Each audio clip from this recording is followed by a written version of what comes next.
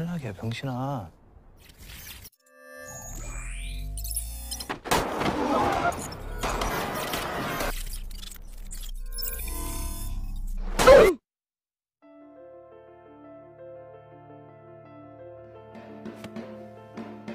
없다. 두 발로 자유롭게 다닐 수 있는. Kisah diawali dengan masa lalu seorang bocil yang sedang main permainan tradisional Korea bernama cumi-cumi, yang kalau di daerah saya, ini namanya gala santang gitu.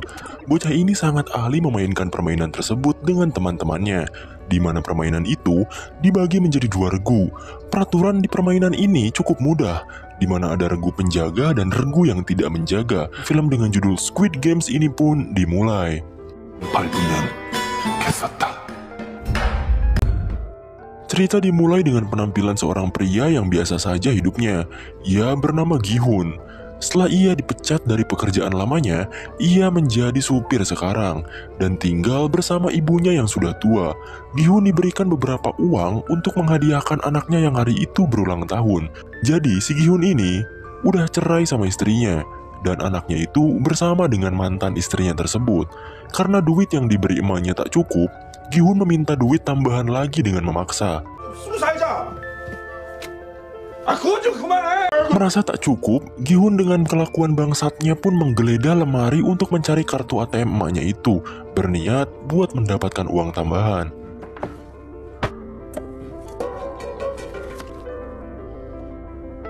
Gi-hun akhirnya pergi ke ATM dan berusaha memasukkan sandinya. Sayangnya beberapa kali ia mencoba dengan tanggal lahirnya malah salah total gitu. Dan temannya yang biadab ini menyarankan untuk menggunakan tanggal lahir ibunya saja. Tapi Gi-hun malah memasukkan tanggal lahir anaknya sendiri. Dan beruntung, sandi yang ia masukkan benar, karena ia tahu kalau ibunya sendiri lebih sayang kepada cucunya itu. Singkatnya, Gi-hun bersama temannya ini malah bermain di tempat judi pacuan kuda. Di percobaan pertama, ia gagal karena pilihannya itu kalah. Ia pun mempertaruhkan uangnya lagi di percobaan kedua. Dengan pusing dan emosi, akhirnya ia bisa berhasil memenangkan taruhannya itu. Dengan bahagia karena bisa melipat gandakan uangnya itu, ia pun memberi 10.000 won kepada mbak-mbak kasir. Setelah itu, ia pun menelpon anaknya dengan gembira agar ia bisa memberikan kado ulang tahun yang mewah malam hari nanti. Tapi tiba-tiba,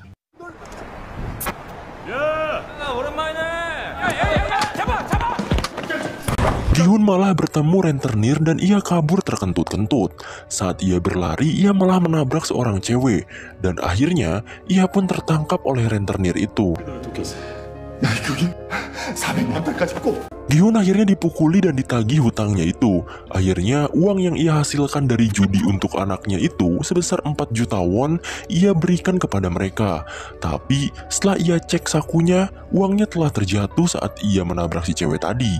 Dan akhirnya, ia dipukuli sampai termehek-mehek. Si rentenir ini gak mau pusing gitu. Ia memberikan lembaran kertas yang isinya surat perjanjian penyerahan organ atas ganti uang yang ia tak bisa bayar. Terpaksa, ia akhirnya memberikan sidik jarinya. Bahkan parahnya, ia cap perjanjian itu bukan dengan tinta, melainkan dengan darah dari hidungnya yang mengalir. Akhirnya, ia pun balik lagi ke kasir judi itu. Ia meminta 10.000 won yang ia berikan tadi. Akhirnya, dengan uang sisanya itu, ia memainkan mesin capit boneka untuk hadiah anaknya. Tapi lagi-lagi, ia sama sekali tak beruntung. Beruntung saja, ada seorang bocil pro player yang membantunya untuk mendapatkan hadiah di mesin itu. Dan Gi-hun cukup bahagia memenangkan hadiahnya. Singkatnya, Gi-hun bertemu dengan anaknya. Ia memberikan hadiah mystery box itu dengan sepenuh hati. Tapi saat dibuka, ternyata isinya adalah bedil pemantik api. Karena tak mau mengecewakan anaknya, ia pun berjanji kepadanya bahwa tahun depan Gi-hun akan memberikan hadiah yang spesial. Dan akhirnya, ia pun mengantarkan anaknya itu ke mantan istrinya yang cukup sinis kepada Gi-hun. Saat mau balik ke rumah, Gi-hun malah ketinggalan kereta. Alhasil, ia merenungkan nasib hidupnya yang penuh dengan kesulitan. Seorang pria yang tak dikenal pun datang. 시간 좀 좋은 기회를 드리고자. Pria itu menawarkan untuk bermain permainan bersamanya, dan permainan itu bernama dakji, di mana di antara pemain harus membuat satu lipatan kertas membalik dengan lemparan dari kertas lainnya. Perjanjiannya, jika Gi-hun berhasil membalikan kertas itu, maka pria ini akan memberikan 100.000 won. Akhirnya, ia pun tertarik untuk bermain. 어떤 컬러로 하시겠습니까? Permainan pun dimulai. Gi-hun mencoba membanting kertas itu dengan kuat, tapi lagi-lagi ia gagal. Di permainan pertama ini, Gi-hun gagal memenangkannya, dan pria itu menagih hasil dari kemenangannya. 몸으로 때우시면 됩니다. Setelah menggampar Gi-hun, pria itu pun bilang tamparan itu sebagai ganti dari 100.000 yang harusnya Gi-hun bayar. Akhirnya, Gi-hun mencoba terus permainannya walaupun ia mendapatkan puluhan kali tamparan.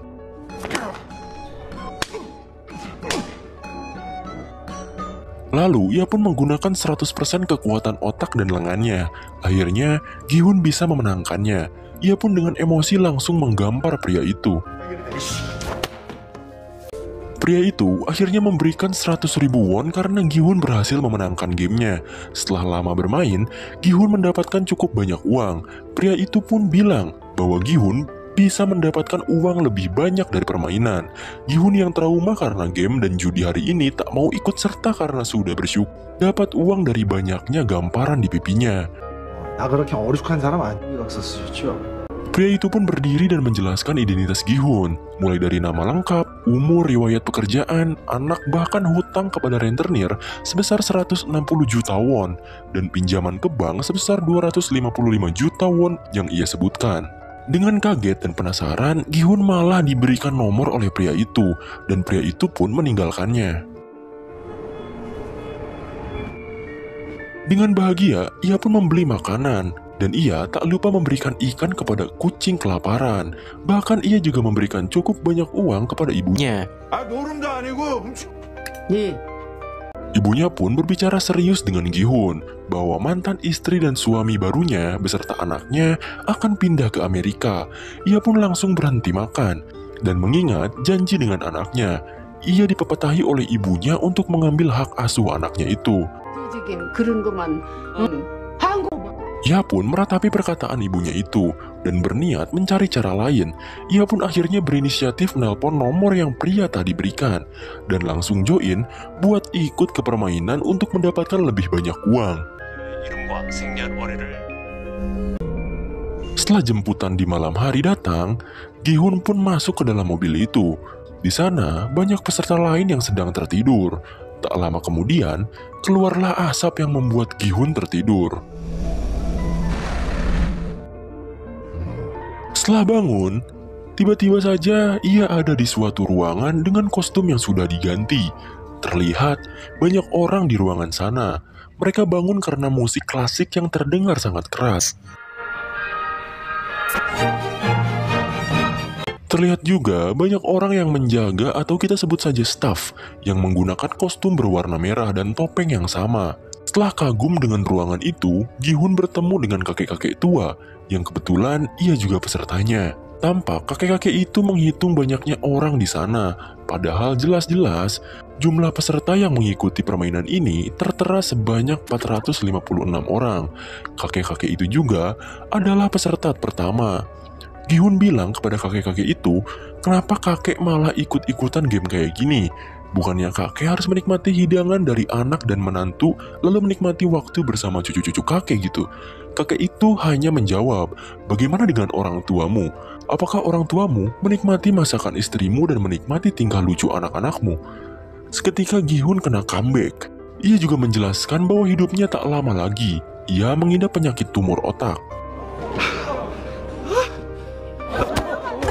Di lain tempat, keributan pun terjadi, di mana seorang pria jabrik bertato sedang memukuli wanita.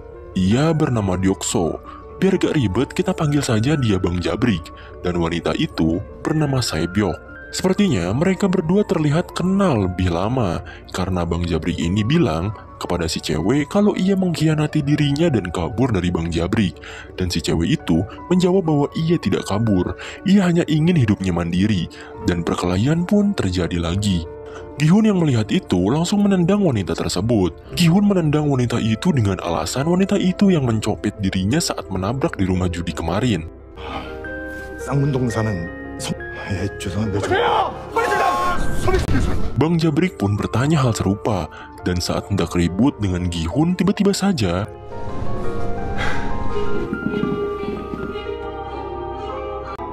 para staf bertopeng pun datang dan mengumumkan persoalan dari permainan yang akan mereka mulai.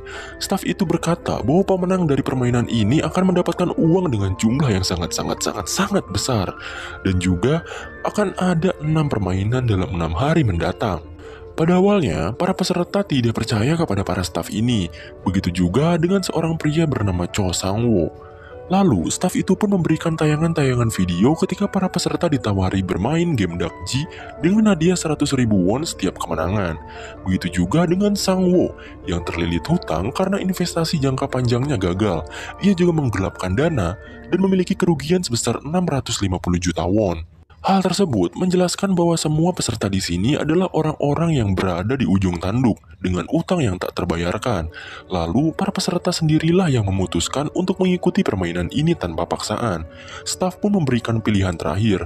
Para peserta boleh kembali dan menjalani kehidupan lama atau mengikuti permainan ini.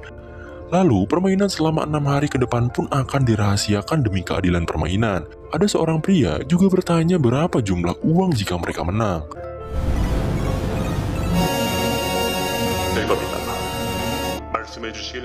Mereka akan memberitahukan jumlahnya setelah para peserta menang di setiap permainan, dan juga keputusan terakhir pun dimulai di mana para peserta harus menandatangani keikutsertaan atau tidaknya dalam permainan ini. Para peserta pun berjajar menandatangani perjanjian itu. Begitu juga dengan pemeran utama kita, Gi-hun. Isi surat itu tertera 3 pasal, di mana pasal pertama, pemain tidak diperbolehkan berhenti bermain. Kedua, pemain yang menolak bermain akan dieliminasi. Ketiga, permainan dapat dihentikan jika mayoritas setuju.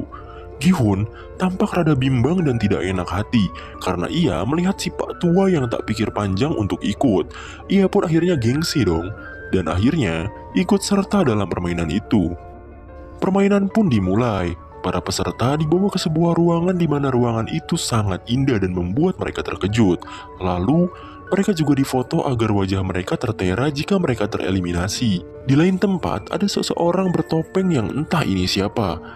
Ia memulai permainan ini dengan membuka gerbang lapangan bermain. Setelah para peserta keluar dari ruangan itu, Gi-hun pun menemui seorang temannya bernama Sang-wo. Gi-hun sangat terkejut kepada Sang-wo karena berada di sini, karena saat kemarin, Gi-sun belanja ke toko ibunya. Ibunya bilang bahwa Sang-wo sedang sibuk dengan bisnis besarnya di luar negeri. Di lain tempat, pria bertopeng itu mengangkat teleponnya yang berdering. Dengan julukan frontman, ia pun melaporkan bahwa permainan sudah siap untuk dimulai, dan ia pun duduk santai dengan TV sebesar gaban dengan tayangan para peserta itu. Di lapangan, para peserta takjub dengan keindahan pemandangannya, padahal mereka sebenarnya sedang di dalam ruangan. Permainan pun dijelaskan. Permainan pertama adalah lampu merah, lampu hijau, di mana jika robot itu berbalik dan mengatakan lampu merah, maka para peserta boleh bergerak menuju garis finish dalam kurun waktu 5 menit. Seorang teman Gi-hun pun bilang bahwa permainan ini sering dimainkan ketika kita kecil. Ada 2 orang peserta yang saling rival-rivalan. Mereka taruhan agar cepat-cepat sampai di garis finish dengan 1 juta won. Dan permainan pun dimulai dengan cepat. Si rambut kuning pun berlari paling depan. Karena ia masih bergerak ketika robot itu berbalik, maka ia pun langsung jatuh tersungkur. Robot itu pun mulai membelakangi. Perlahan-lahan, para peserta mulai bergerak menuju finish. Teman si rambut kuning malah ngata-ngatain kepada temannya yang sudah tereliminasi. Temannya pun mengeluarkan darah dari mulutnya dan membuat ia panik. Alhasil, ia pun tertembak dan mati. Darah yang muncrat ke wajah seorang wanita membuat histeris pemain lain, dan akhirnya mereka semua pun panik dan berlari menuju gerbang kembali. Tapi selama mereka bergerak, mereka akan ditembaki oleh robot itu. Jumlah pemain berkurang sangat pesat. Mereka tak tahu kalau tereliminasi mereka akan dibunuh. Di sisi lain, pria bertopeng bernama Fron sedang asik minum sambil menyaksikan serunya permainan yang bagaikan pembantaian ini. Akhirnya, permainan pun kembali dimulai dengan sisa pemain yang berkurang. Terlihat seorang kakek yang berjalan langkah demi langkah dengan santai. Pemain lain pun mulai bergerak maju kembali. Kesialan malah terjadi kepada Gi-hun. Setengah tubuhnya tertindih oleh jasad pemain lain yang membuat ia kehilangan banyak waktu. Sang Mo menyarankan untuk berjalan di balik badan orang lain agar mengurangi resiko pendeteksian dari robot itu. Dan Gi-hun mulai berusaha berdiri lagi. Sedangkan Bang Jabrik mengetahui ada seseorang yang berlindung di belakangnya. Wanita itu adalah Saebyok. Ia pun mengancam Bang Jabrik untuk tidak macam-macam. Jika tidak, ia akan menggerakkan kepalanya saat robot itu sedang mendeteksi. Di sisi lain, orang yang dijadikan Gi-hun berlindung tertembak. Saat ia hendak berlari, seorang pria yang tak mati saat dibedil pun malah meminta tolong kepada Gi-hun. Dan ia kehabisan banyak waktu karena orang itu. Gi-hun melihat waktu yang tinggal 1 menitan. Ia pun tak memperdulikan pria itu dan terus bergerak maju untuk mencapai finish. Di lain tempat, si frontman malah nyalain lagu jazz sambil nontonin mereka. Lagu ini membuat vibes pembunuhan di film ini berbeda. Satu persatu dari mereka tertembak. Dengan perjuangan yang sangat edan, mereka pun berusaha terus berlari saat robot itu berbalik. Dan beberapa dari mereka pun berhasil mencapai garis finish. Si kakek, Bang Jabrik, Saebyok, bahkan Sang Wo sendiri, terkecuali pemeran utama kita. Waktu tinggal 20 detik lagi, Gi-hun malah mengalami masalah. Hampir saja ia jatuh saat robot itu mendeteksi. Ia pun dibantu oleh seseorang pria yang baik hati. Dengan terburu-buru karena waktu, Gi-hun dan pria yang menyelamatkannya pun berlari dan melompat ke garis finish. Beruntung, ia bisa selamat dari permainan pertama ini. Karena waktu sudah habis, beberapa orang yang tersisa akhirnya dieliminasi dan langsung pergi ke akhirat. Ruangan permainan pertama ini pun ditutup dan film Squid Games Part 1 pun selesai.